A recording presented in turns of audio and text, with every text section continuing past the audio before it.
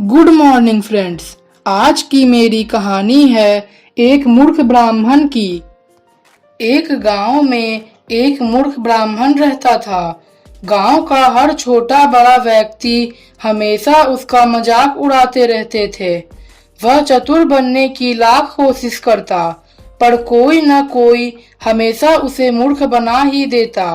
उसके पास एक घोड़ा और बकरी था, जिसे वह दूसरे गांव में ले जाकर बेचना चाहता था, लेकिन वह अपने डर के कारण जा नहीं रहा था कि कहीं कोई उसे मूर्ख ना बना दे। एक दिन उसने प्रण किया कि आज जो भी हो वह इन दोनों को दूसरे गांव में ले जाकर बेच ही आएगा। वह घोड़े के ऊपर बैठ गया और बकरी के गले में एक घंटी बांधकर एक रस्सी के सहारे एक सिरा बकरी के गले में तथा दूसरा सिरा घोड़े की पूंछ से बांध दिया। मूर्ख ब्राह्मण को जानने वाले 3 ठग उसका पीछा कर रहे थे। ब्राह्मण इस बात से अनजान अपनी ही धुन में चला जा रहा था। जैसे ही ब्राह्मण ने अपने गांव की सीमा पार की, एक ठग ने बकरी के गले से घंटी धीरे से खोलकर घोड़े की पूंछ में बांध दी और वह बकरी को लेकर वहां से रफू चक्कर हो गया। घोड़े की पूंछ पर बंधी घंटी अब भी वैसे ही बजती रही और ब्राह्मण यही समझता रहा कि बकरी उसके पीछे पीछे आ रही है। थोड़ी देर के बाद दूसरा ठग आया।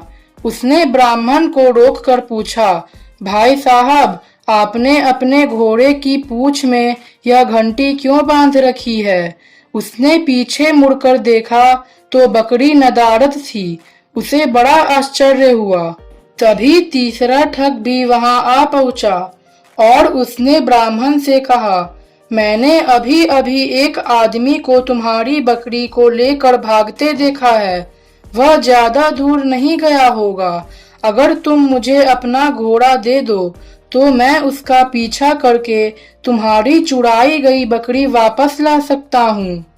मूर्ख ब्राह्मण तुरंत घोड़े से उतर पड़ा और उसने घोड़ा तीसरे ठग के हवाले कर दिया।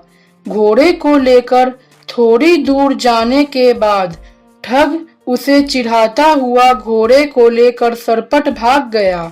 बेचारा बहुत देर तक अपने पशुओं को पाने का इंतजार करता रहा, पर जब बहुत देर तक राह देखते देखते थक गया तो वह खाली हाथ ही घर वापस लौट आया। फ्रेंड्स, अगर कहानी अच्छी लगे तो आप प्लीज़ मेरे चैनल को लाइक और सब्सक्राइब जरूर करें।